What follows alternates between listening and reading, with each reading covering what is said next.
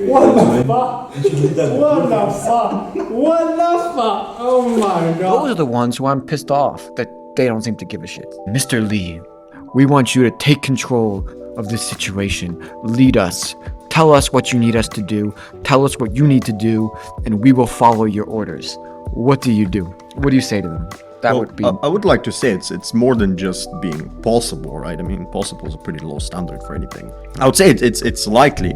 Assisted suicide. Why should we be helping people to commit suicide? Do you really stand by that you think that killing yourself is the most dignified way of dying?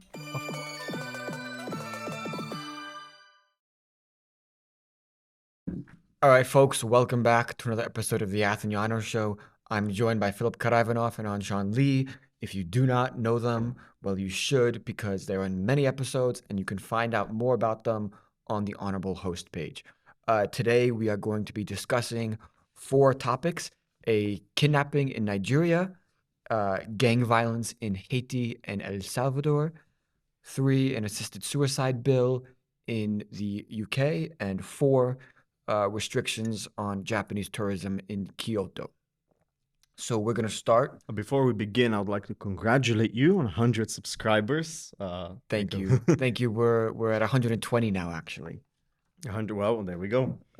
And 20,000 total views. So we're building pace. We're going to get to that 500 benchmark pretty soon, I think. So subscribe if you haven't already. Yes, that being said, we're going to get started with the Nigeria case. So this is the way it's going to work. I'm going to read a couple stories. I'm going to read a couple headlines, details from a story, and then we're going to chat about it, and then we'll move on to the next story and just repeat the process. So that's how it's going to go. So first story, this is from CNN, but obviously a lot of other news organizations have covered it. Last Thursday, at least 287 school children, some as young as 8 years old, are being held by gunmen who raided their school in Nigeria's northwestern Kaduna state early Thursday. Students were kidnapped from the premises on Thursday morning around 8 a.m. local time, and about 287 students are still in the hands of bandits, 100 from the primary side, 187 from the secondary side. Over 300 students were initially kidnapped, but some were rescued. The governor of the Kaduna state, Uba Sani, said in a statement, the government is doing everything they can to ensure the safe return of the pupils and students. The Kaduna state, which borders the Nigerian capital Abuja to the southwest, has grappled with recurring incidents of kidnappings and mass abductions. As I said, they're continuing to search for the students in forests, and they've set up roadblocks to help find them. They haven't yet, but the search is ongoing. In addition, 15 children were also abducted in another raid in the region of Sokoto 2 days after on Saturday. And more than 200 people, mostly women and children, were taken in another kidnapping in the Borno region last week. So this is a recurrence. No group has claimed responsibility for the school abductions, but militant jihadists have been waging an insurgency in the northeast of Nigeria, and they are suspected of the kidnapping. I should note the kind of famous kidnapping that got everybody's attention worldwide was in 2014 when the Islamist militant group Boko Haram kidnapped 250 school girls in the Borno state. Okay. Also, more than 3,500 people have been abducted across Nigeria in the last year, and the Nigerian armed forces have been fighting this with over 40,000 people dead as a result, and displaced 2 million people. Also of note, I think I should say, Nigeria has the most persecuted Christians. They persecute the most Christians out of any country in the world.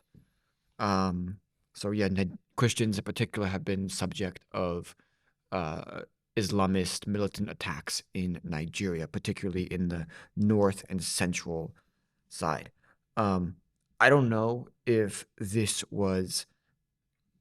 particular kidnapping in the Kaduna state was a Christian school, but what I will say is there was an attack in December of 2023 by Islamist militant groups that killed 200 Christians in Nigeria and in the Plateau State region of Nigeria. And if you look at a map of Nigeria, which I'll put up on the video,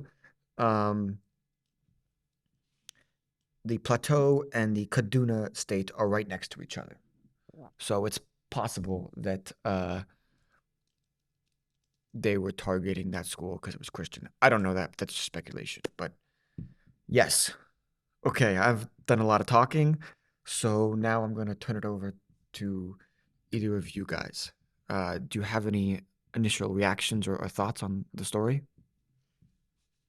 Well, one initial reaction, which probably needs to be clarified for me, is it said that the kidnappings occur for ransom demands, but also that no group has claimed responsibility for the school abduction. So I would think if it is just for ransom, then presumably they would claim responsibility to so people know who to give the ransom to. So maybe that's just not part of the story here, but that's one of the initial things I noticed. So you're saying that usually the kidnappings are for ransom, but this time, because they have nobody's claimed responsibility, it's probably not for ransom, because if they wanted ransom, they would have claimed responsibility, so they know who to give the ransom to. Yeah, that seems like an inconsistency if the only purpose is for ransom, and I would imagine there probably is some other purpose, maybe more nefarious than simply money, involved in this. And yeah, I would assume, I mean, kidnapping with people, children, or adults also involves not just ransom, obviously, especially if it's such a large scale. There might be trafficking going on. There might be some other operations which do not require them to claim responsibility for it, because actually that would be detrimental for their purpose if it's something else. So I think there probably is a lot more things involved here than just what was stated in the article. Anshan, do you have any opinion? I was thinking about the same thing. There's not only some inconsistency within this report, but there are some inconsistency within your argument. I can't see My argument? Yes, I didn't make an argument. Oh, you are speculating the kidnapping is somehow indirectly linked to those religious conflicts between the Muslim school and the Christian. Yeah, I think it's possible due to the geography as well. Geography, yes. Yeah, but also the fact that the majority of attacks in Nigeria have been against Christians by Muslim militant groups.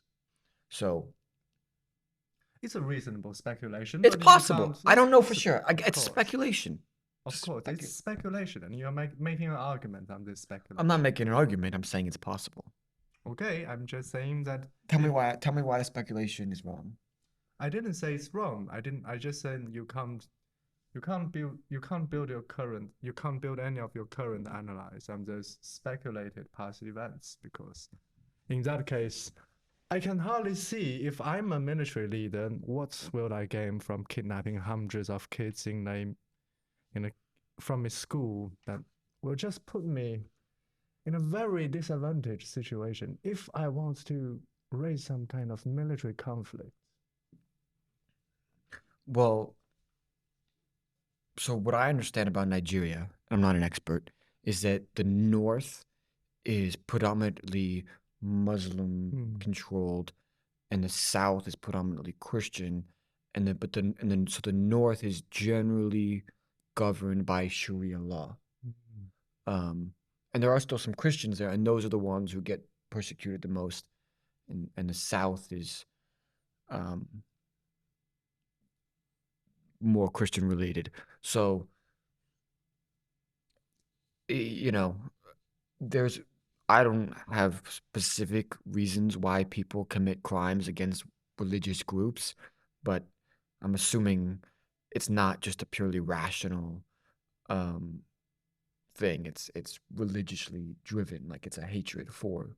I thank you for that clarification. But if you're going to say you're just speculating, it might be the case. You need to state it in the very beginning. Otherwise, your audience might think, oh, you are suggesting it could be the case, whereas there's no concrete evidence. Yeah, look, somebody who has more access to this information should do a report and tell us what the nature of this school was. That Well, would be I would like to say it's more than just being possible, right? I mean, possible is a pretty low standard for anything. We can say it's likely that this is the case, because it even says in the article that from people who are there, right, they claim that attacks on Christians happen regularly from Boko Haram and other groups, and also the Sahara region is famous for being at the moment unstable, especially more than the west coast of Africa. So I would say it's likely. As far as why would people target Christians, I think, of course, there's some religious hatred in the world, but there's also, I think, a lot of these attacks are quite instrumental, right, for profit. So I don't think it's all just random attacks on Christians. I think the picking a religion to go against is just part of the cover of actual criminal activities, because a lot of criminals would use the religious opinions of the people in the area, right, to present it as something else, as a wider move or protest against something. But I think a lot of this would just be motivated by criminal activity for profit. I want to ask you guys because, interestingly enough, you might be listening to this and did not hear this happen. It wasn't like the front page of the news or the cover story on the newspapers.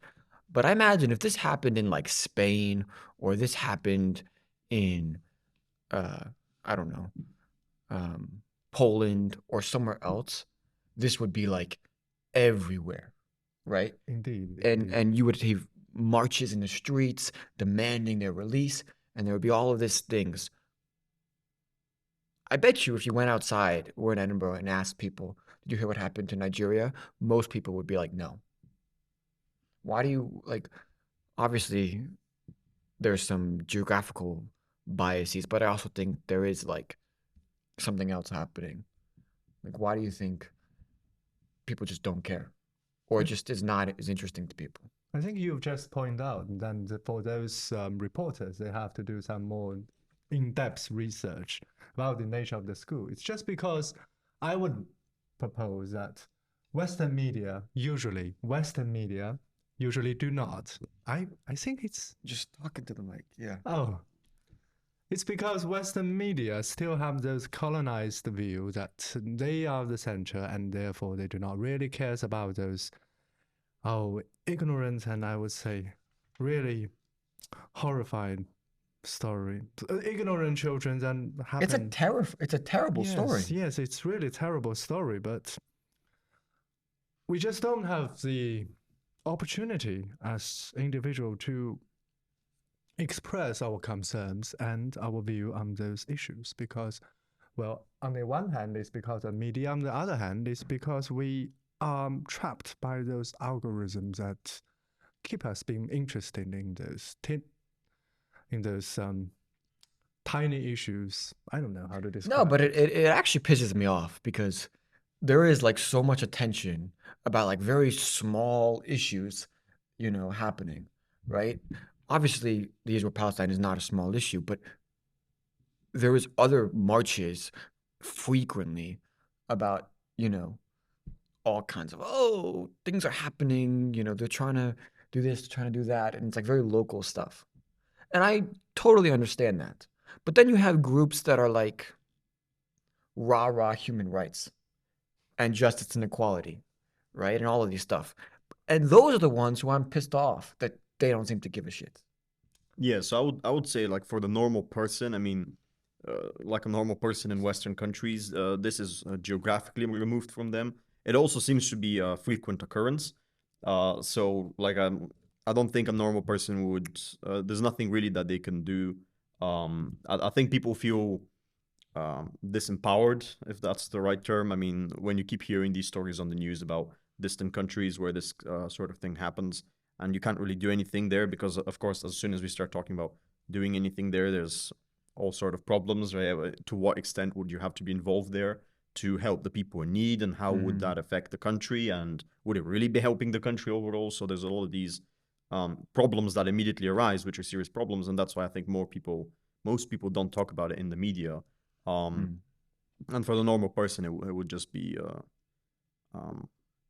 it just wouldn't be relevant to them, right? I mean, obviously that sounds harsh because it's a moral issue, but I mean, a normal person doesn't always hear the news. Like in our contemporary times, we can hear the news about all the countries in the world, right? From which are completely distant from us. In the past, obviously, it wasn't the case. So I think that's the boring answer, if you will, as to why people don't really care about it. But I think your points about to what extent the media chooses what to report and what things to make us care about, that's an interesting thing, as well as the human organizations, human rights organizations, which purport to obviously help people in these countries in need. And I will say, like, we will have to care about Nigeria at a certain point because they're the largest economy in Africa, and they are projected by 2050 to be the third most populous country in the world. I'm so sad to hear that the criteria you're judging something is important or not. It's not based on their human rights. It's not based on their children's life. It's based on their economies. I'm saying that, like, what I'm saying that in response to what Philip is saying about, like, it's not impacting the everyday individual, right? It's not impacting their lives, but it's a growing country of immense importance that in the next 30, 40 years is going to become incredibly important geopolitically. And so, like,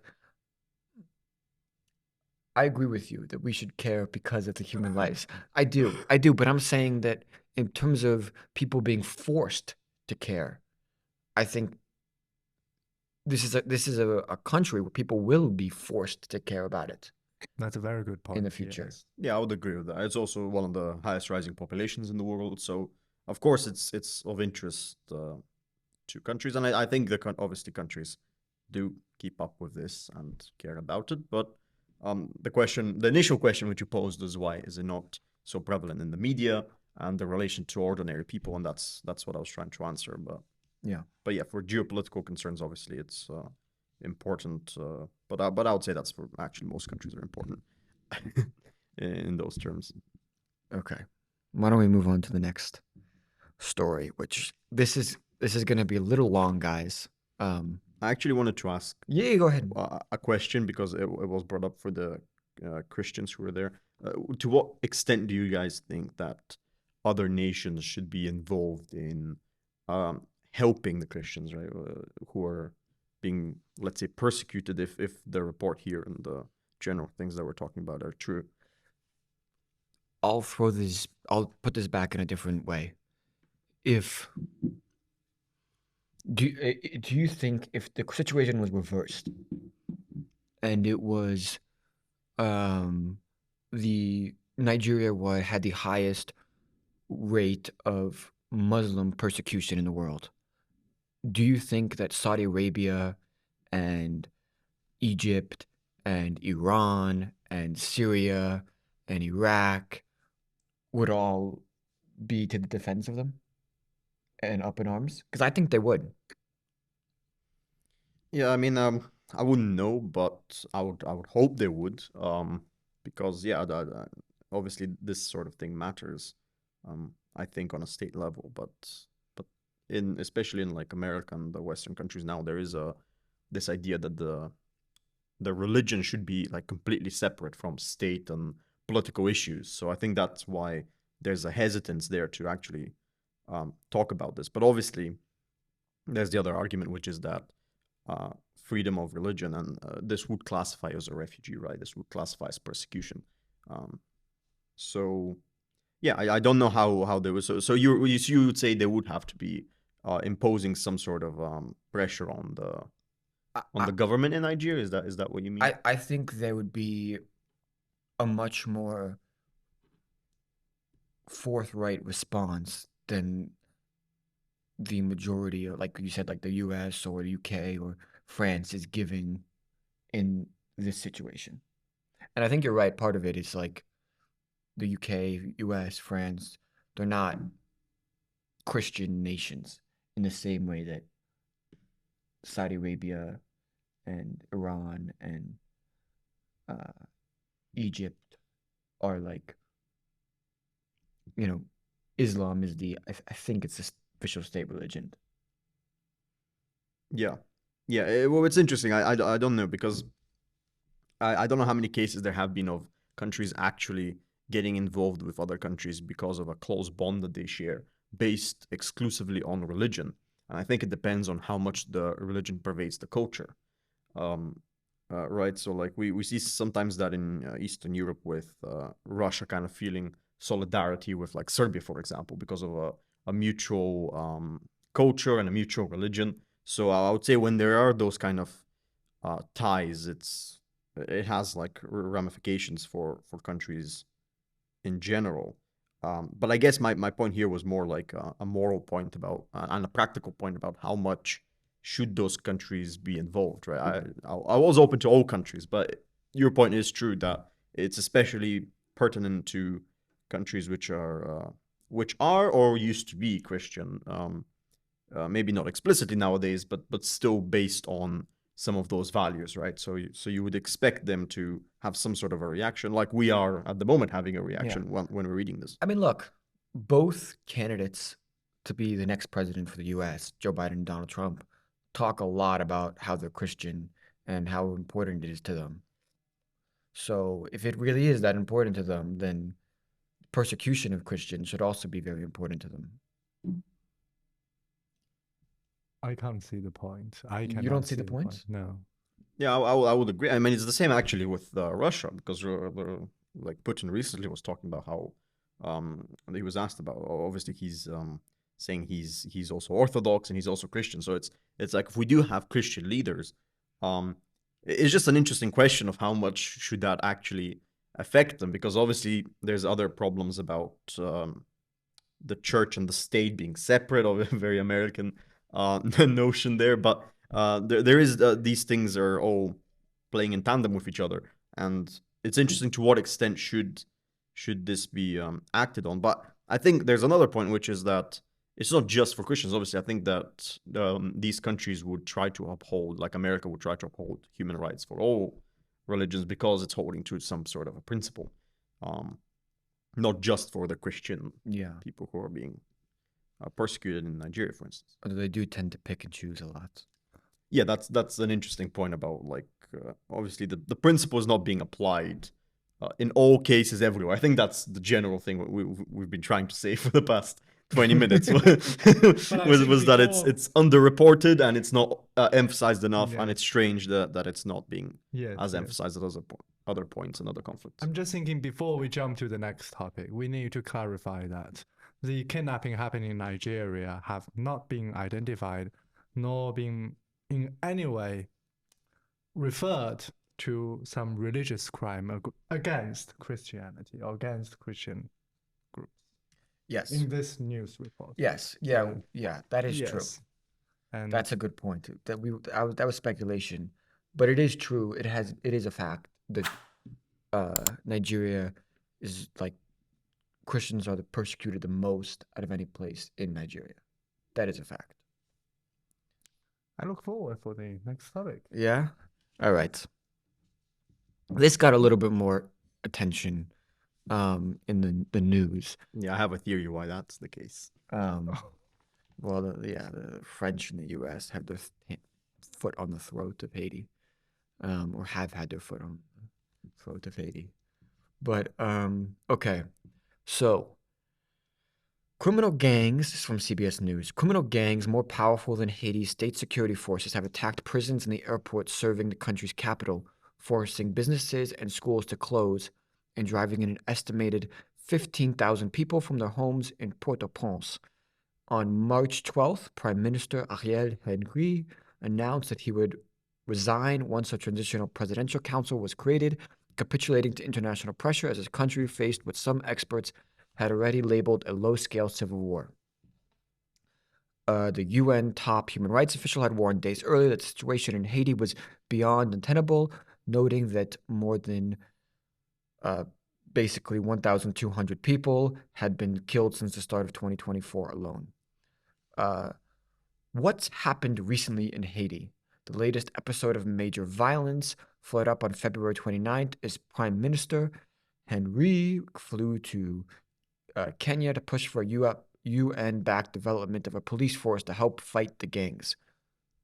There are only 8,000 police members in Haiti. And if you don't understand why that's significant, there's 11 million people in Haiti. So 8,000 police force is not a lot for 11 million people. Anyway, prominent gang leader Jimmy Barbecue Cherezier announced that his group G9 was joining forces with other groups to force Henry to step down. On March 5th, with Henry still in his role, though not in the country, Cherezier warned that if the prime minister didn't resign and the international community continued to support him, quote, we'll be heading straight for civil war that will lead to genocide. Goes on to say, either Haiti becomes a paradise or a hell for all of us. It's out of the question for a small group of rich people living in big hotels to decide the fate of people living in working class neighborhoods. Okay. Right. If you want, we can comment on this before continuing. Or... Yeah. Why don't you? Well, I thought it was interesting that he talks about genocide, because I'm not quite sure who he's going to genocide. Considering it's his own people that are in the country, and he's supposedly fighting for their freedom from oppression from the elite, right? So I wasn't quite sure what the statement. I think the statement is more showing it's a tactical statement, right? You just threaten the international community with this sort of claim. I don't think it's a serious claim. Beware. It's like, beware, if you don't follow our demands, bloodshed will come. Exactly. It's essentially actually holding the country hostage, which I don't think. I think it's just a method for power. I also think it's interesting how. Well, I would ask, but what do you guys think about this idea that the UN Security Council, where the small group of rich people are deciding the fate of the country? Does that ring true? Or well, I think if we go more into the story, that'll clear up a lot of that like rich people thing. Sure. But I think the short answer, what I'll say is, it has its roots in the history of Haiti. I'll talk about it. I'll circle back to that question. I promise. Yep. Okay. So yes. Government corruption is at the root of Haiti's long-standing instability. The small nation has grappled with violent political unrest for 20 years, and there were powerful earthquakes in 2010 and 2021, which severely hurt residents. These latest round of attacks began when the Prime Minister, Henry, decided not to hold elections, which pissed off a lot of Haitians and sparked a gang uprising. The current crisis can be traced back to 2021, when the Prime Minister, Jovenel Moïse, was facing a mounting economic and political crisis as he led the country by decree without a democratic mandate and was assassinated. Henry was sworn in as Prime Minister soon after the backing of the international community, but his authority was never cemented as Haitians continued to grapple with soaring prices and crumbling infrastructure. Okay. I'm going to skip the part about who is Cherezier. Okay. 200 gangs exist in Haiti, and right now they control about 80% of the metropolitan area of Port-au-Prince. As of December 2023, more than 310,000 people have been internally displaced. More than half of them are children. This number has probably grown since then. Yes. Finally, I'll come to why Haiti is so poor in the history.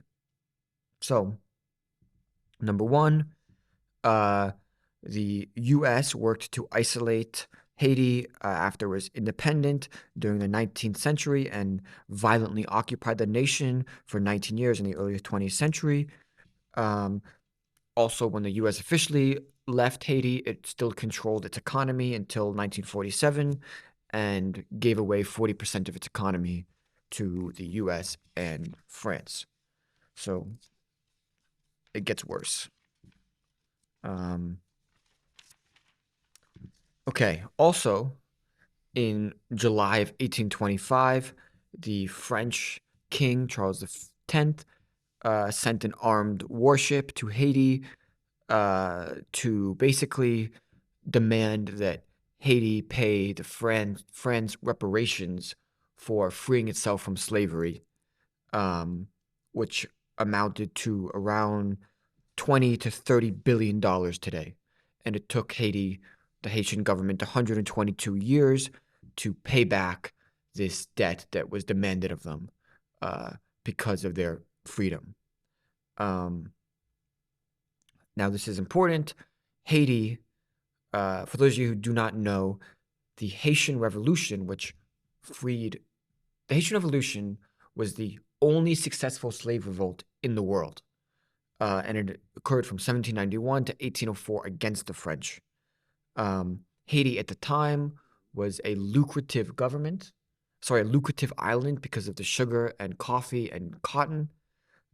And at the time, 90% of the population of Haiti was slaves, mostly from Africa. And a little fun fact, Haitian Revolution caused Napoleon to sell what was known as a Louisiana Purchase to Thomas Jefferson because he needed extra money for his conquering Europe. So I think that Haiti's history, not just the fact that the U.S. and France had been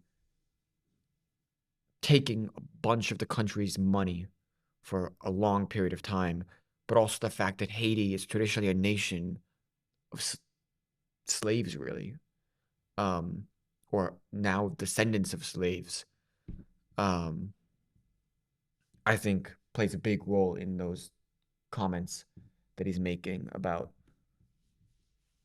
we're not gonna, like I think he's purposely echoing a lot of the sentiments of the Haitian Revolution when he says that. Mm-hmm. Yes, I was aware of the little known fact, actually, of the Louisiana Purchase and Really? the Haitian Revolution. Yes, well, mostly because Napoleon's involved. Yeah. So what's the question? I guess. Well, that was an answer to your question. Okay. Yes. And also, I should say that the government has been accused of corruption for a long time, and not only not doing enough to stop the gangs, but also giving them money. Yeah, and this them. is also the international governments, not just the government in Haiti, right? So here it says that it's talking about basically that the current prime minister is elected, but not really. And then there's even someone who found evidence that he's linked to the president's killing? Yeah, So the maybe we should talk ex-president. about this. Yeah, so this is interesting. The current president came to power after the then president was assassinated. And somebody in the cabinet found evidence basically saying that the current president was linked to the assassination of the former president. And when he did that, that guy was fired.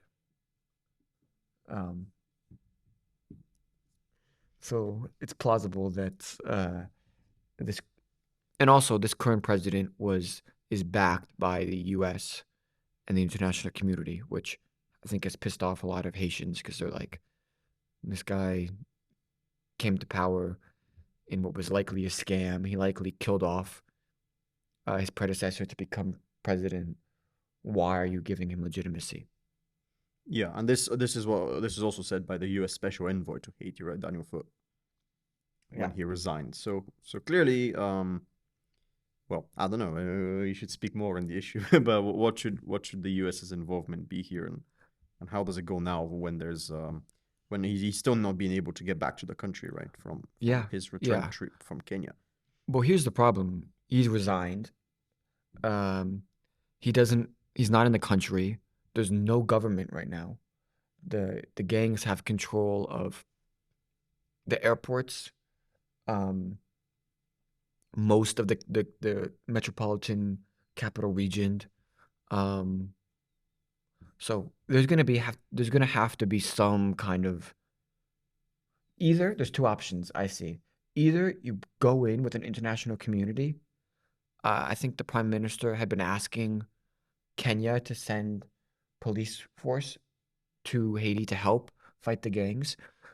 So either you send in a bunch of people from the international community to fight the gangs, and there's a huge war in Haiti between the international police force and the gangs, or you make concessions to the gangs and strike a deal with them to stop the killing, stop the fighting, in exchange for doing what they ask in terms of who leads the country.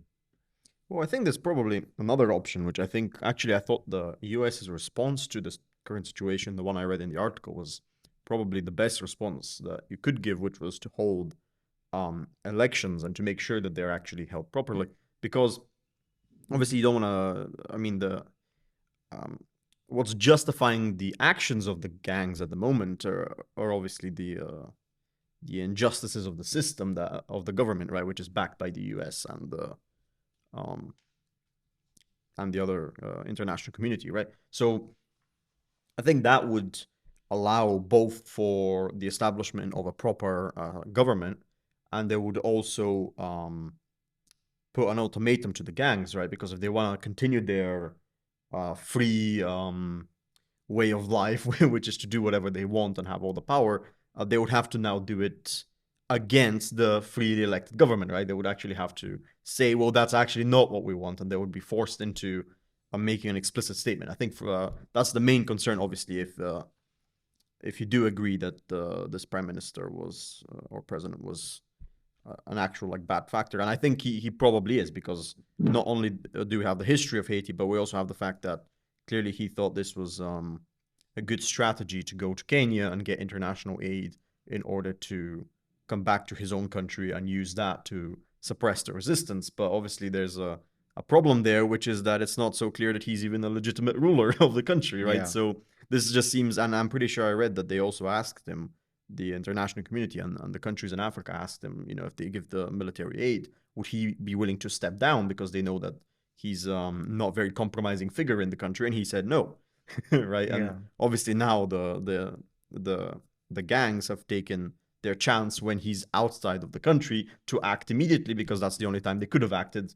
Otherwise, they would have been up against a more sizable military. Mm. I think that's a good response. My only concern is, how do you hold elections and form a government when gangs have controlled 80% of the metropolitan area and the international airport and most of the country?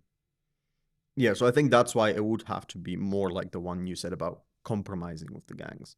But it would be compromising not entirely on their terms, obviously, because you would have to say, well, you're not the government, right? There has to be a government. So we're going to fix your worries. But if we fix your worries, then you're not going to continue being so, What would be interesting is to how the gang leader barbecue Right. said, if you don't do this, we're gonna kill everybody. Mm-hmm. What if the international community said to them, well, if you don't do what we say, we're gonna send in like, you know, the Navy SEAL team, and we're gonna send in all these guys, and you guys are gonna be the ones shedding blood. Well, I think that's probably not the way I would go about it. Just because I think the grievances that people have in the country is precisely the action of the international community in support of suppressing the Haitians. So there has to be this sort of idea of working with them. I mean, if they really control this much of the country, I mean, you can't really Yeah. I don't see this going well if you just go in and try and. I I mean, don't- they know it- their country better than it's true. any other army would. And if there's one thing the U.S. has learned over the years, it's they do not win guerrilla warfare fights. Yeah, and it's interesting to me though. I don't think that's debatable. No, I think that's a fact. I mean, just look at Vietnam. Yeah, I think it's interesting though, the willingness. Go ahead. I was gonna say we should get President Lee to weigh in here. Yes. What? No, I'm just saying you could learn from the Philippines. It's true, but I was gonna say President Lee, if you were, they gave you the reins to make the decision, what would you do? Decision for what? I mean, what do you do? For what? What What do you to deal with this issue? what issue? What issue?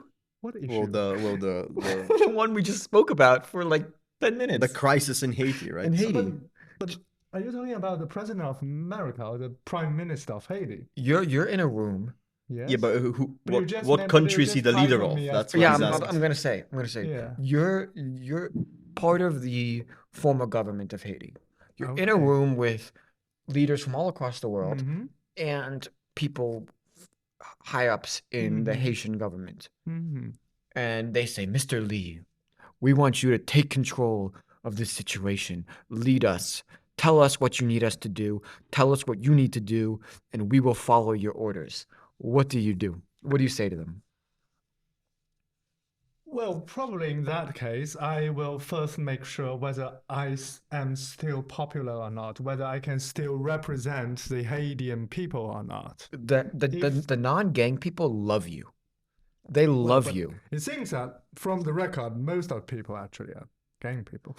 If you're just saying non-gang people love me, then that's No. the No. minority. Just because they control 80% of the country does not mean it's 80% of the population. But I think he is raising a very good point, which is that we actually don't see the side of the normal Haitian person here. We're only seeing the yes. side of the gangs and the government.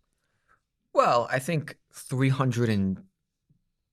310,000 people displaced because of the gangs in 2023, and then probably more now. Probably they don't love that. Yeah, and that's why I suggested that the best course of action would be one that's actually cutting against both the gangs and the government. Besides, I think it's an internal issue. If I'm wearing the hat of the government leader or senior leader in the government, I would say it's an internal issue that if I'm asking for international help, But it you- may be the case. that You I'm- don't have the resources to deal with this problem alone. Hmm. So you need help. It's a very tricky question, I would say. And of course, that question is very worth to be asked because many people in Haiti are currently thinking about this thing. But I would say it's still an internal issue for people in Haiti to decide whether they would still love the current leader to lead them or to choose another leader. All right, let me ask Well, you. I think they clearly didn't. Let me ask you a question. And this is a little bit of an exaggeration, but it's to illustrate the point. Let's say a missile is fired directly at you, directly at your country from a foreign country, and you're the president, and they're like, Anshan, what do we do? And you say, well, it's for the people to decide. It's an internal problem. Don't you see an issue with that? Of course, of course. Well, when the Well, when the I would leader- like to defend Anshan Yeah. here because that's not the same case. I mean, you're suggesting that in that case the leader is actually the representative of the people because they've already chosen him as the representative figure. Obviously, the reason they're choosing that is because they cannot for every decision vote because they have to have someone who can take immediate action on these kind of situations. But here in this situation, we actually don't have that because the leader and the government has lost legitimacy. The gangs are operating on the basis of this, and that's why they want to gain legitimacy on this basis, and that's why I think also you need to see if they're actually if they're actually serious in that, right? If they're actually willing to form a government, well, not the gangs themselves, but if they're actually willing for there to be a government that's properly elected by the people, or if maybe the case of some of them, considering there's how many? Did you say like Gangs? 200? Yeah, There's 200 gangs. Yeah. Yeah, so I doubt all those gangs are, and also for the freedom of the Haitian people. no, I think you just invalidly exaggerate the question into a scale that is in from my understanding of this report, it's an internal issue. But if there's a missile that is fired from an external No, my country, point is just to say that this is a crisis. It is So a you don't always crisis. have time to gather every single person's opinion about what you should do. but it is not an invasion. It's not an invasion, it's true, but Indeed. it is a crisis. And there's a And in a sense, it is an internal invasion. I won't say that. You wouldn't say that. How could an invasion be internal? Well, I think this is the peculiar thing about the situation. I mean, if it's any other situation, right? Simply the government has lost control. There's rival gangs who have the control. They have the ammunition. They have the weaponry. So they would surely just become the new rulers, right? They'll become the new government. But obviously here we have the pressure of the international community. And that's why the situation has become this sort of thing where they can't actually be the new government because then it would be a usurpation of power, which would be illegal. So Yeah. So my question would be, like, to what extent, I think that this is also Anshan's point, is to what extent should other countries be involved in this, which is an internal affair of another country, and if they should be involved, exactly, like how should they be involved exactly? Should they be setting up an election? Should they be going in, as you said, as one of the options and trying to go after the gangs? Like, what is the most prudent way of acting? I think that's the main question here, and I just find it really interesting that when the US is involved in other countries, sometimes we have this argument where if you go into a country, you have a dictatorship, or you have a bad government, then you should remove them. I'm not going to name any countries, but I think some people could probably figure out what I'm talking about. But some other countries where they're not, where they're maybe closer to the border of the US, their international policy seems to be different. It seems to be that you should actually maintain the peace instead of risking anarchy in the country. So is that an inconsistency maybe, or am I talking about completely different situations and they're actually like completely different reasons? No, I think that's, well, yeah. I think there's a difference between you just don't like the leader and the country is literally in a state of chaos. Like, I would say the intervention in Somalia was more justified than the Libya Gaddafi killing. On what basis? Well, Somalia was a failed state. I mean, there was. So it was already in a state of anarchy, you would say. Like, it wouldn't change that much the state of the country to remove its government. They didn't have government. Well, to install a new one, let's say. To just basically to like when there was mass killings in the country, I think it's more complicated than when a country goes in and removes a leader that they don't like in Iraq or in Libya, than to have an international community go in and to stop the internal bloodshed that is resulting from just complete anarchy and civil war in the country. I'm not saying it's the right thing to do, but I think it's more complicated in that situation. Because what do you if you're the international community, let's say you're the UN or whatever, and a country just of 11 million people is at complete civil war with each other, and people are just being murdered and displaced and like threatening to just kill the entire population. Do you just sit by and let it happen, or do you try to go in and be a mediator between the two sides and stop the bloodshed? Understanding that you could make it worse, but on the other hand, how much worse could it get?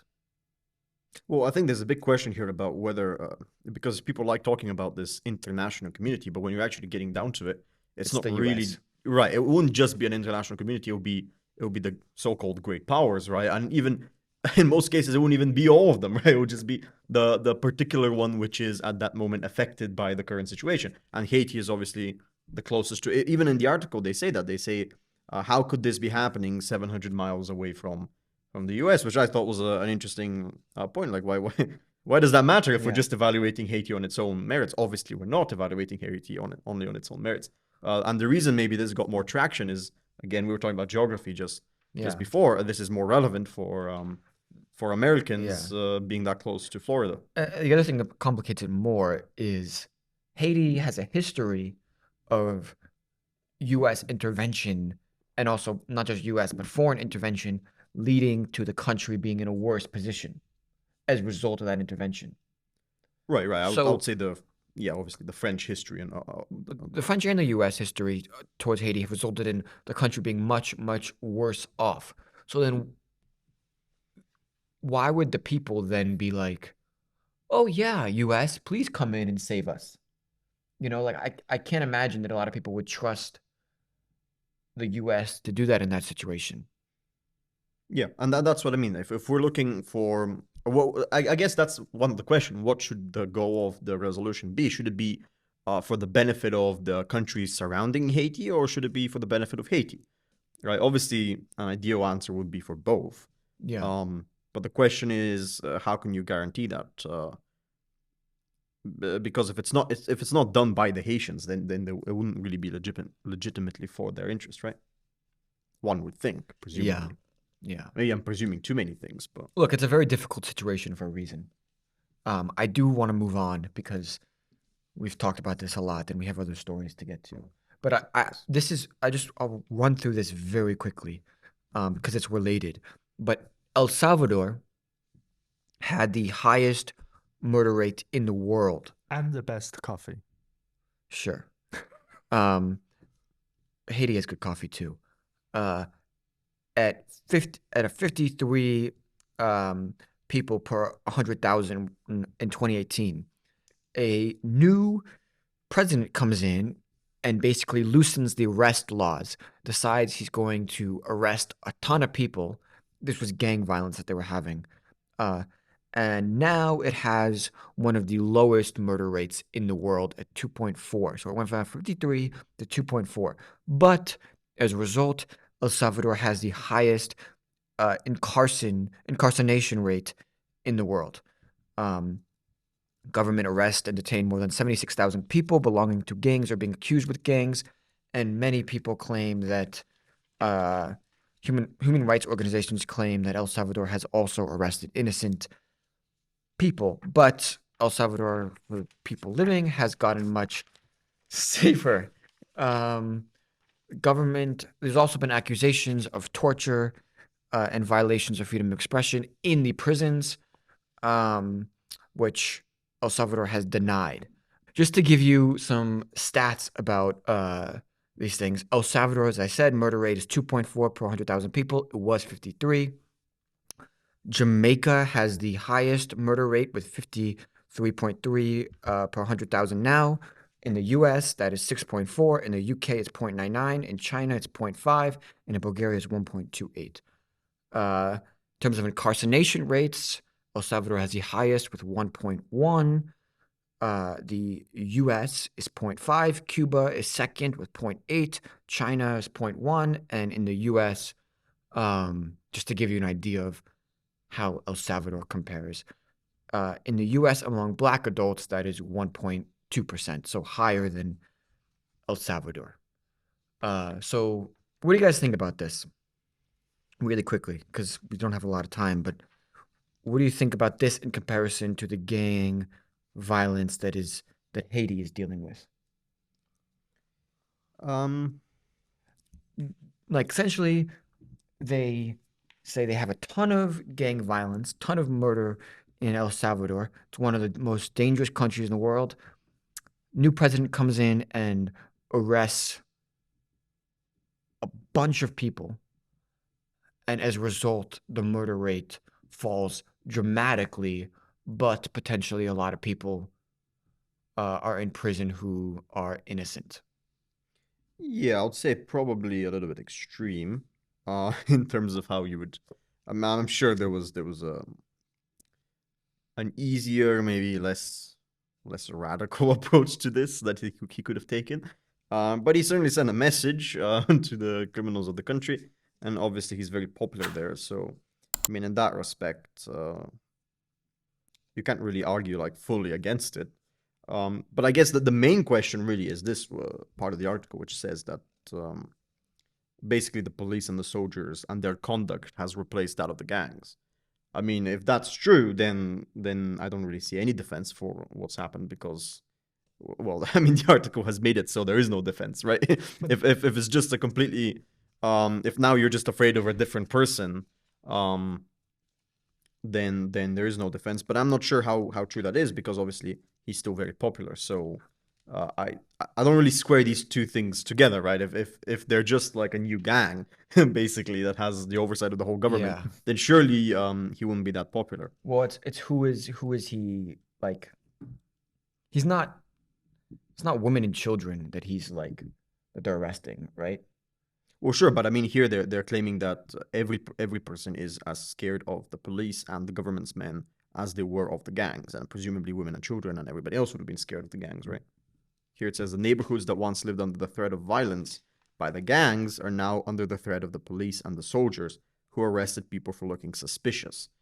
So this is not just people who, you know, might have known a gang member, obviously because it was very prevalent there. This is like normal, like even people who are maybe not that into it. So I think that if that claim is true, then I don't really see a viable defense for that is interesting because the conduct. Earlier it does say he won the most recent election by a landslide. And it says it has also made the country much safer for residents who can now move around freely in neighborhoods previously controlled by gangs. Right. So I'm skeptical of this claim. I would say probably the more interesting question, which is what most people are arguing about, is to what extent you can go with this, how many innocent people are being caught up in this, because if it's part of these neighborhoods and it's been so prevalent with like 76,000 people right involved, obviously not everybody would have been a stone cold killer, I would imagine. There might have been people involved in it or around it, right, who now will be put in prison as well. So I think that's a factor to consider. Also, it's quite well, it's quite funny that they say he's very popular. Obviously, a lot of the people who might have not voted for him are in jail. So, so that's something else. I mean, that's 76,000 people is not a small electorate. Yeah. Go ahead. I'm just thinking, William. Philip made a very good point here that the president though had won a landslide election. It is still questionable whether he is really that popular or not. But I'm just thinking maybe before we jump to the other topics, we can kind of link this topic to our first topic and the second one. That is, I have a question whether the end justifies the means, even if then for the president, then he achieved a significant reducing murder rate, but by ignoring basic human rights, such as they are arresting people based on mere reason that they have tattoos on their back. I don't think it's a very good reason for you to arrest someone. But comparing to other topics like the kidnapped children in Nigeria and the Hades, what are those limits? In what kind of extent should we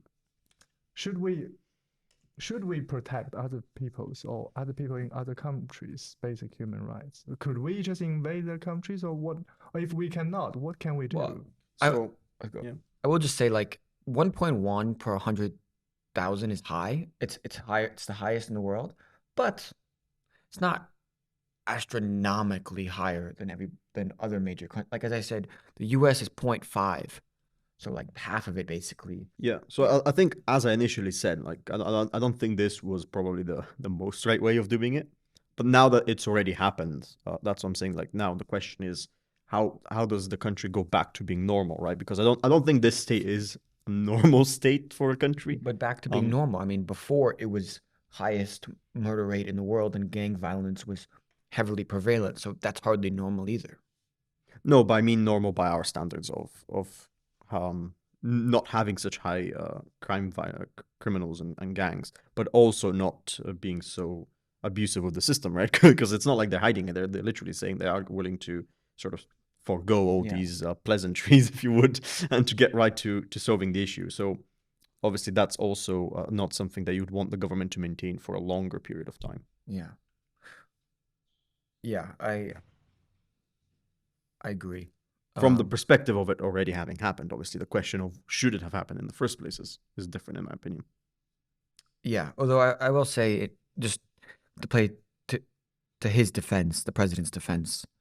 Number one, it's not like we can say conclusively that he only arrested innocent people, because the fact that the crime rates have gone down so significantly means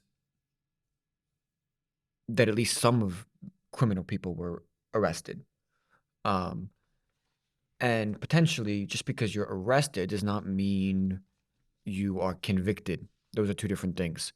So there is the potential to hold trials for the people that are arrested to determine whether or not they're actually guilty. Now, whether or not he's going to do those things and they're going to have a real trial is a different story.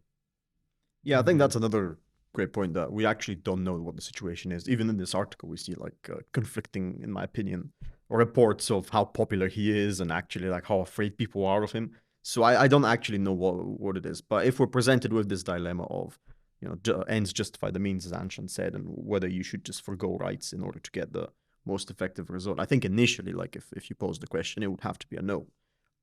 Just because you don't want to set a precedent for the government just deciding to go towards some end and then using whatever means they want to achieve that end, even if in this case maybe the end was obviously beneficial for the country. Yeah. These are another dilemma, although I'm not going to ask you guys what you would do if you were him, because that's a stupid question. Well, I kind of think I already said. Well, just on very general terms what it was, but you would look for other means to do it. Well, I think he went with the most direct approach, which is not which always was a the little best extreme. way. Well, I mean, it obviously it sent the message, and I'm assuming there were some other things that he wanted to do with that approach. But yeah, but it is a bit extreme. But then again, in that region of the world, it's the politics of either, as we saw with Haiti already. Which part of the world? State. Well, what? The Latin American part, or the Caribbean as well. Yeah. The one we're in. Why I think it's in Africa? Oh, what is? God. Oh my God! Well, he just El Salvador, well, Nigeria, but not El Salvador. Oh, El Salvador's no, it's next to like Guatemala and Honduras. Yeah, he thought we were talking about African countries. No. I'm well, El Salvador. I just thought it's a Latin American country, but I'm not very certain in which part of Latin America it is located. Central America. Ah, yeah. Okay. Two more stories. Yeah, let's get to assist. We may not have time to do the Japanese tourism thing, but let's do the assisted dying. Okay, so this is from The Guardian by Francis Ryan. Okay. On Thursday, MPs published the findings of a 14th-month inquiry into assisted dying. The inquiry, which attracted more than 68,000 responses from the public, made no conclusive statement, but instead collected evidence as a significant and useful resource for future debates. Legislation is making its way through the parliaments of Scotland, Jersey, and the Isle of Man that, if passed, would enable competent adults who are terminally ill to be provided at their request with assistance to end their life. One study reported the euthanasia of a number of Dutch people who were said simply to have felt unable to live with a learning disability or autism. In Canada, assisted dying were legalized in 2016 only for those with terminal illness, but 5 years later, access was widened to those with chronic physical conditions, even if they were not terminal. Roger Foley, who has a degenerative brain disorder, told the New York Post he felt, quote-unquote, pressured into considering assisted suicide by hospital staff who raised the subject with him repeatedly. There are also reports that some Canadians have chosen to be killed in large part because of a lack of housing. To some, it is more legitimate to give a person in need lethal drugs than a home. During the height of the pandemic, some people with learning disabilities were given, quote-unquote, do not resuscitate orders without their consent. Women with learning disabilities already die on average 18 years younger than non-disabled women, with many of those deaths found to be avoidable due to unequal health care. Now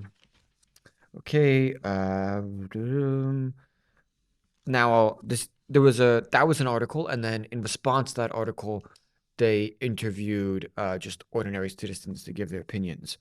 And I'm going to point out a couple of responses. So this is by Davida Hamilton of West Yorkshire. She says, Francis Ryan's point that it is hard to trust the state to help marginalized people die when they fail to support them to live will strike a resounding chord with all families caring for someone with a disability.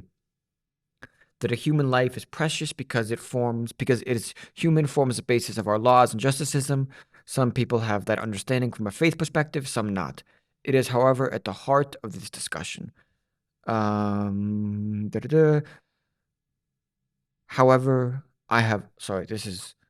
passing the assisted dying bill in Britain may well bring a sense of peace to some who are understandably very fearful of the process of dying, and it would be presumably a good financial option for the country. However, I have learned not to trust the state to care well for marginalized people during their lives, and I certainly do not want it acting as God in the end. Then Claire Peck says, many people dread, quote-unquote, being a burden, but if assisted dying becomes not only socially acceptable but expected steadily over time, then they could come to believe without any coercion that they ought not to be a burden and reach for an easily available solution. Lonely people, too, who feel they might as well die, could easily be persuaded that they should. After all, old age is a terminal illness, isn't it? Not only would they be an expense to the state, but the funding that at present goes to research into things such as Alzheimer's or chronic pain management could be diverted into some of the government's pets projects. I think she's saying that ironically, or yeah, she's against that idea.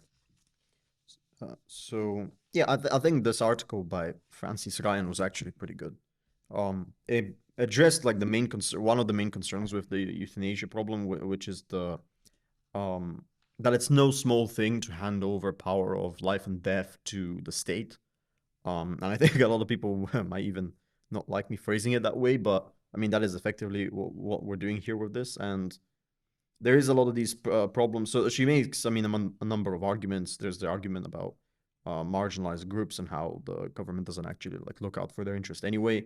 There's also obviously disability, autism, and all these things. And then there's also the slippery slope argument. I guess the one thing I would address immediately is that a lot of people were, in the beginning when people were talking about assisted dying, they were talking about the slippery slope and how it's obviously fallacious reasoning to say that just because in some extreme case, it seems intuitively like it's moral for assisted dying to occur. Like normally people would bring up some, extreme case where someone's comatose, they'll never like come back, or they're like in extreme pain and conscious during it, some sort of unbearable state of life, which is basically like equal to torture.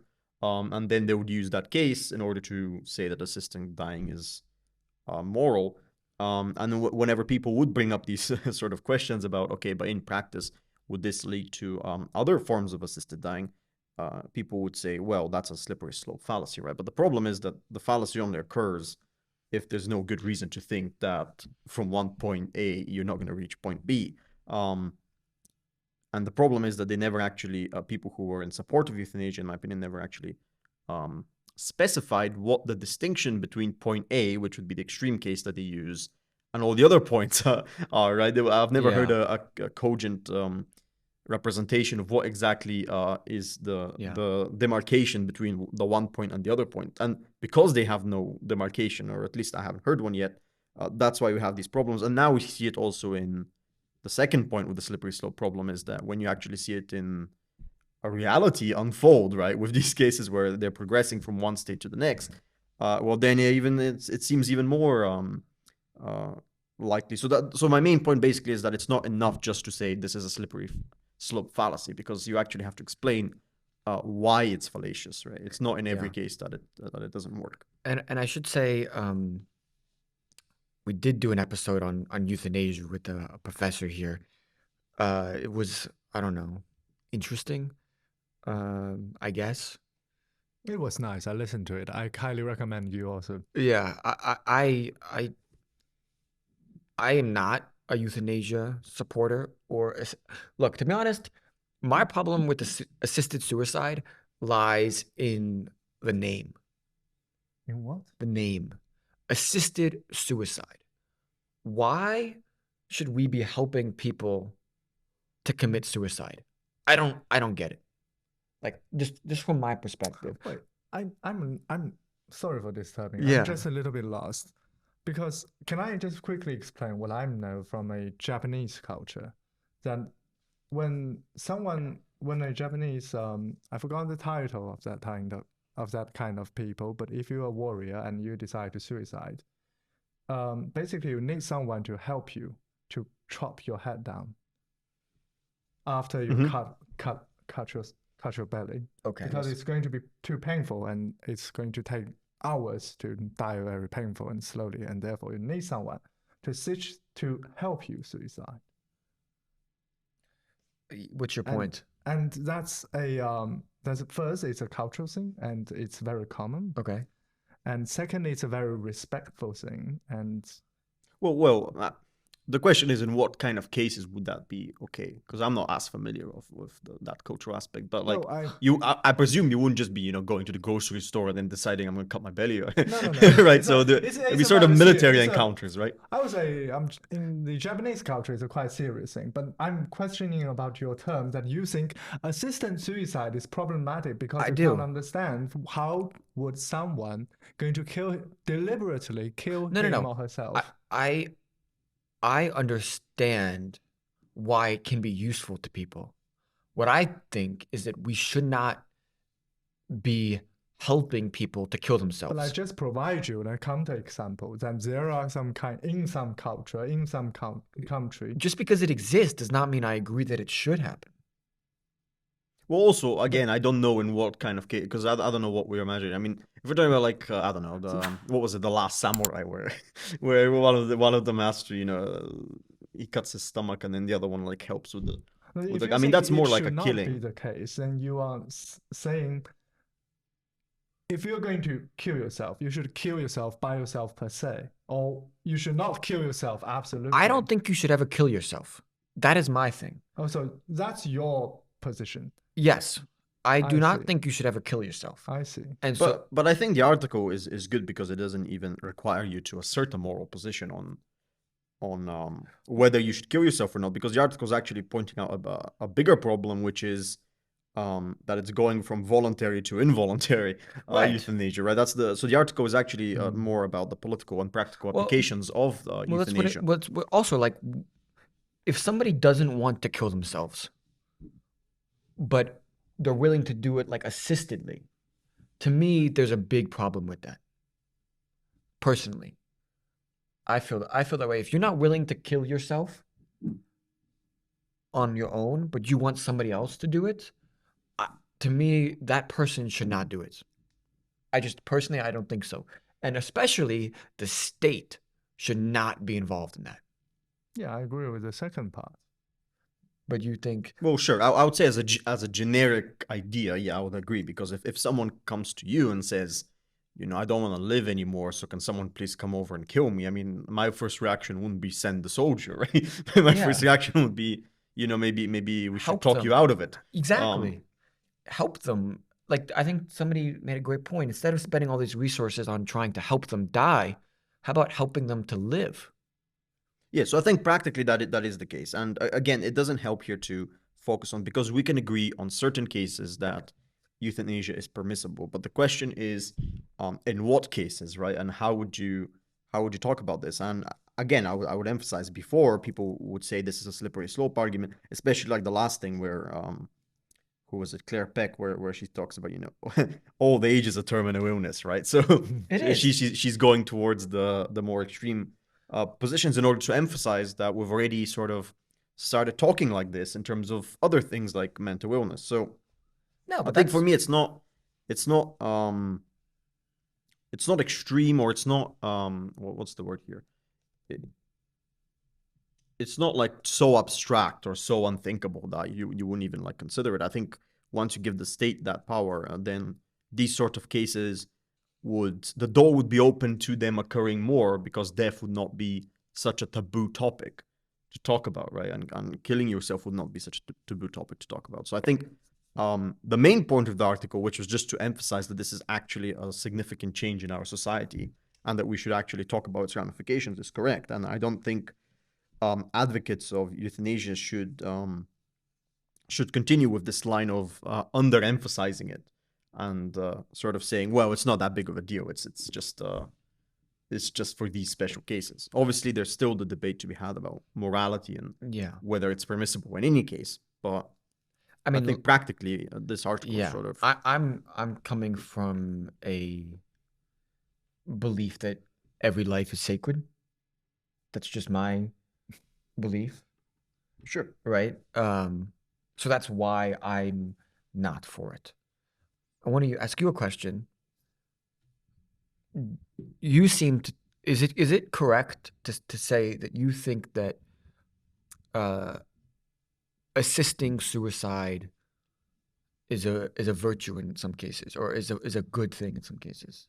Well, I have to make myself absolutely clear in Please. the beginning that if I'm just taking a hypothetical example, in a hypothetical scenario, if I'm going to kill myself, then at least I'm deliberately allowing someone, in that case, myself, to kill myself.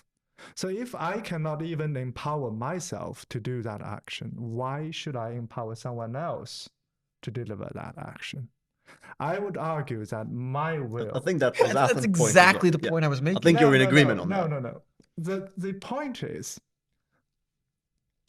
I think what you miss, I would say what I disagree with you is not every life is sacred. You don't believe every life is sacred. I would say, for instance, my life is not. That's a very dark thing to say. Well, Should we the get you? Should we? The better question is what life then is sacred? A sacred life is a life that is that could be immortalized. That could be mortalized? Okay. Yes. This is Well, the old Greek idea of the immortal heroes and but I just want to talk about the assisted suicide stuff. Wait, can you just back up? Do you really not believe that your life is sacred? No, I do not think I'm alive. Wait. Was it that it could be immortalized, or that it already is immortalized? It has a potentiality, I would say. Well, then your life will also then your be life is sacred, because it has the potentiality of being immortalized. I want to focus on the problem of the assisted suicide, because I think for the one who should deliberately will to deliver that act should be the one who wills most. And therefore I would say there's no assisted suicide, but if you want to have a dignified life, and also I would say basic human rights, of course, to live with dignity, but also to die with dignity. But how to die with dignity, most people actually misunderstood. The most dignified way is to kill yourself, that to cut your throat, and that is the most perfect way. Why? Why? Tell me why. Well, I don't know Because what because I you're don't think not there is a empowering dignified someone way, else, but you're empowering yourself. And if you even cannot empower yourself, why do you want to put your belief and your trust on someone else? No, but you said that killing yourself is the most dignified way of dying. Yes, Why? yes. Because you know the Some would say that's an act of weakness. No. It's You're not willing to face the life ahead of you. It's only because you have already know that the life in front of you is to deliver that honorable action, and you have the power to, and you have the will to empower yourself, not anyone else. So actually, it's a very dignified in a twofold way. One is you're giving up on your life. How is it dignified? Because in some scenario, that your life cannot be continued in a dignified way.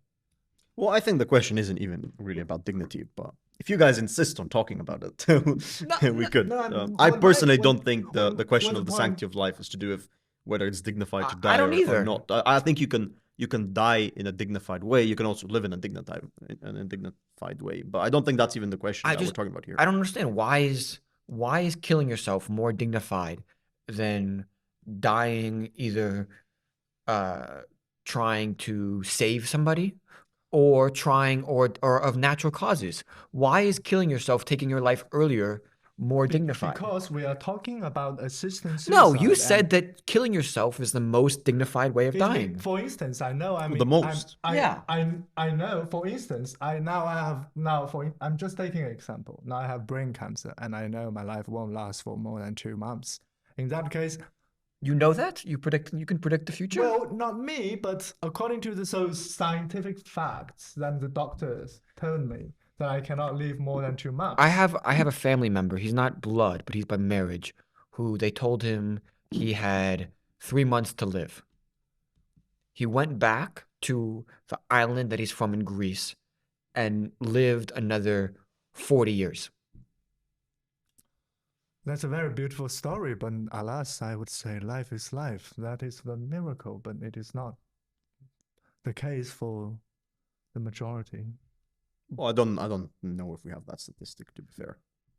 I'm talking about. But you just said that you know for certain that you will die. I'm just talking about for those people in permanent illness. Yeah. That if they want assisted suicide, that is, if they want someone else to help them to end their life, the first person they want should be themselves. They should empower themselves, have the will strong enough to deliver the action by themselves, not by someone else. That's the point what I want to make. I agree with you on that. If you're going to kill yourself, you should not get help to do it. Yeah, I think you guys agree on that. He's just saying that you shouldn't kill yourself in the first place. Yes. But do you really stand by that you think that killing yourself is the most dignified way of dying? Of course. Why? Do you agree with that? Do I agree with that? I mean, like I said, I don't think the whole question of dignity is even relevant to me. I think that's okay. The most virtuous way of dying. Well, no. If you talk about morality and an ethical system, I don't know an ethical system that suggests that. I think so. I didn't. Really? What about the people in the life that are still alive who care about you and love you, are going to be deeply saddened by the fact that you take your life early and the grief that you're causing for them? Well, if there is a call, then all you can do is follow the call. What? I literally didn't understand what you just said. I just want to make sure that I just want to make sure that if I'm going to die naturally, then at the very end of my life, I know I won't live for another period of time. At least I know I can't live for another 1 or 2 or 10 years of time. So in that case, I'm empowering myself to face a certain end of my life, and I have the courage and the dignity to face that point. Some would say you lack the courage to keep living. I'm saying that when I'm in permanent illness, I know even dying naturally, I know at one point my life is going to end at that one point. You agree with me on that? My life is going to end at one point, regardless of whether or not I have a terminal illness. Of course. But when you have a terminal illness and you know your life is going to be end very soon. You know, I don't think you know. I know that 2 + 2 is 4. I do not know that I'm going to die at that certain time. Of course. I mean, based on those past experience and those scientific evidence, you use your reason inductively. Okay, sure. Even if you do know. Yes, thank Even you. if you do know. Yes. To me, I know people in my life who, even if they knew that they were going to die in 6 months, 3 months, whatever, I would want those 3 months left with them. I would be totally broken if they took their lives early. Then it is still a very dignified way. Why? Why? Because you have the courage and because you can face the reality. That's it. No, the reality is to live out those 3 months and, die according to somebody else's will. I don't want to make this conversation sounds like I don't want to mystify this conversation. I would again. I would say the whole issue of dignity for me, I don't see its relevance. Okay, again, However, virtue. If we are to, I have never understood the case to be made that you're going out on your own terms. I mean, everybody's gonna go out not on their own terms. I'm pretty sure if anybody ever had like I think it's just it's like some sort of coping mechanism to say that you're gonna get there. It's kind of like I'm not gonna fail. I'm gonna fail intentionally at the exam, and therefore I've not really failed because I did it on my own terms. That's I think that's point. I think that's kind of a ridiculous point in general. I don't think that's a positive way of doing anything. I love that point actually. That is a great analogy. It's like, oh, I try and I failed. But if I just if I get to the failure before life puts me there, then then I've controlled it. But like when people say I don't want the terminal illness to dictate it to me, I think you can obviously I sympathize with them as much as I could, but because I've not had the terminal illness, that's what I mean. But it's again, it's not like everybody's gonna die at some point, one way or the other. In some cases, obviously, it's more drastic and more tragic, you can say, than other cases. But I don't really see that mentality as fully making sense. I think the better argument is obviously the one about suffering and not being a desirable existence and prolonging someone's suffering actually being a bad thing. I think you can make that case in those extreme cases which we were talking about. But then again, when you make that case, the whole question of how to implement it practically comes along. And then this article lays out, I think, the problems with the practical implication of that. Yeah, I agree that if there is an argument for it, the personal suffering is the best argument.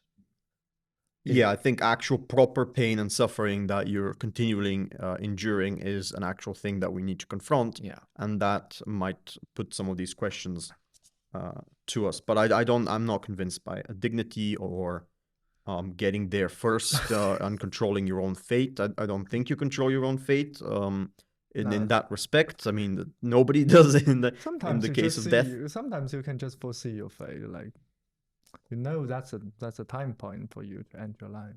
To be honest, I have no clue about the future.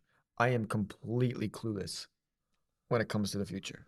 Well, I think even if you could see the future, like let's say, like they tell you when you're gonna die, I'm not gonna kill myself before that happens in order to prove wrong the person who prophesied that I'm gonna die. Then it's more likely what my reaction would be is to live the fullest life possible, knowing that at this age I'm actually gonna die. I'm gonna try and get everything I want to do done by that time. I'm gonna try and enjoy everything I want to enjoy done by that time. My reaction would not be to preemptively kill myself in order to prove to myself my own free will. No. Mainly because that kind of thing normally actually goes back to free will, but disprove your free will by the very fact that you can kill yourself because you know that's your fate. How about proving yourself by living longer than what everybody says you're going to live? I would say, Yeah. before we That's end, a completely valid point. Yeah, maybe you're gonna try and survive the the experience. I mean, that's a completely valid I just point. want to Yeah. say that for fireworks, the point is not about how long it lasts, but about how beauty it could be. How beauty it could be. Well, How I think beautiful that goes more to our point than how yours. beautiful it could be. So when we are just imagine our life is like fireworks. We won't think, well, it's the fireworks that last for 1 hour. No, 1 hour's fireworks is boring. Who would like to smoke for 1 hour's? Oh my God, there's smoking, smoking smell.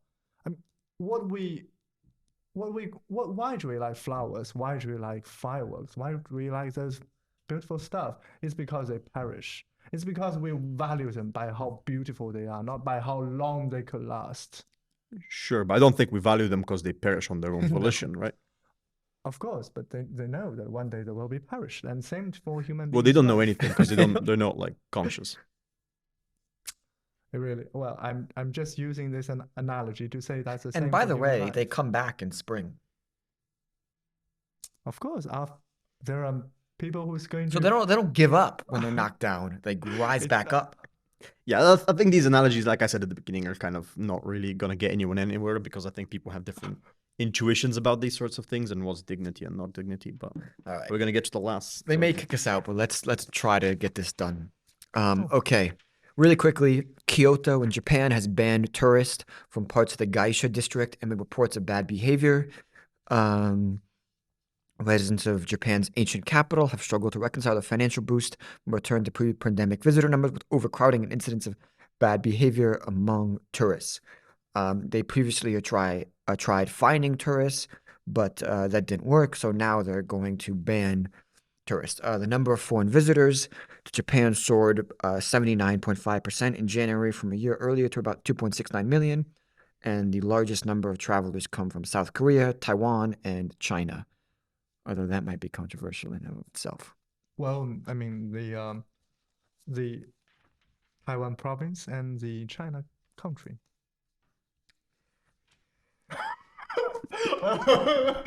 Maybe you should edit that part. Wait. Okay. Anyway, moving swiftly past the commentary on should countries on certain islands in the Pacific. Yeah. Well, it's Republic of China and People's Republic of China. Sure. We'll let the people decide. But still the same China. Yes, guys, comment in the video. Yeah, let us know what you your think opinion is about Taiwan and China. Okay. So who? So I guess mean, who's for this? I think countries should have a right to ban tourists. Yeah, I'm completely for this. I mean, I Yeah. don't see any negative here. I think I kind of wish some countries did it. Who don't do it, who probably don't have enough. They probably want the revenue that comes in from the tourism. I don't have any issue with it. If foreign tourists are acting up and degrading society, then yeah, why should they have a right to keep doing it? Yeah, I think we've had this thing where now like tourism is kind of, obviously I don't want to overgeneralize here, but it is kind of like a one style thing where people are just going along with whatever they want. Okay, can we have like 5 more minutes? Yeah. Okay. So you were saying that sorry, what was your point? What was my point? Countries do have the right. My point is that they should have the right, and my point was also that tourists have generally we've sort of, it's fallen out of fashion now because a lot of people travel everywhere. But I would assume back in the day it was much more prevalent that as a tourist you would have to actually get immersed in the culture willingly or unwillingly, right? Because a lot of times you just have to go to the country and sort things out. And also you would have to sort of learn what the respectful attitudes are in the country. And now obviously with tourism being much more prevalent and countries having like specific spots for tourism, it has sort of become that tourists bring with them their own ideas about conduct and they treat everything. I think I really like the line here where one resident said the neighborhood was not a theme park. And I think that's something that generally as someone visiting another country you should always keep in mind, is that obviously you're excited about seeing new things, and things you've seen in movies or something in your life, but you have to keep in mind that these are actual people and an actual heritage and culture, so you can't just act out. I think a lot of people, because they've sort of gotten used to because as a tourist, you're kind of like, outside of your country. You're kind of like, it's kind of like a field trip when you go outside of school. So you kind of start becoming a bit more unruly and doing whatever you want. But obviously, that's not how you should view things as a adult. Well, also, just because you're paying money to travel and to stay at a hotel or whatever, does not mean you get to like trash the place. Yeah, that's another thing. Obviously, You some know? people think that, especially in poorer countries, when they go there, they would think that they have some sort of a. Obviously, nobody would say this outright, but it's definitely subconsciously like you're paying a lot of money to stay there. And to me, it's very wrong on the part of the people who are doing it because, number one, like particularly with poor countries who rely on tourism for their industry, Yeah, like they can't allow this. It's like you're just like taking advantage of the fact that they can't put anything, like if they put limits on tourism or stopped tourism, they would suffer severely economically. So you're kind of like and they can't taking allow advantage of them. They can't allow themselves to do what Japan, Yeah. for example, has done. Yeah. Anshan, do you have any difference of opinion? Well, to have a different opinion, I need to form a different argument. That is generally how it I works. think would we say- are running out of time. No, Yeah. no, yes. I would say William made a fantastic William made a fantastic No. point. Okay. Okay, Oh we're my gonna God. end it on William's fantastic point. No, it's Philip. We know it's our beloved Philip. So you agree with Philip and me? Till the time point, yes. Because of time, you agree with us, but in principle, you don't. I didn't say that. Okay, but Oh, yes I- or no? Do you agree? Yes and no, yes. Yes and no. Yeah. So you don't have an opinion. Great. Okay. We're running out of time, so we're going to stop there. Thank you so much for listening. Thank you so much for Thank you. watching. Thank you both. Subscribe, please. And stay tuned. Stay sexy, America. No, just kidding. Wait. What the fuck? What the fuck? Oh my god.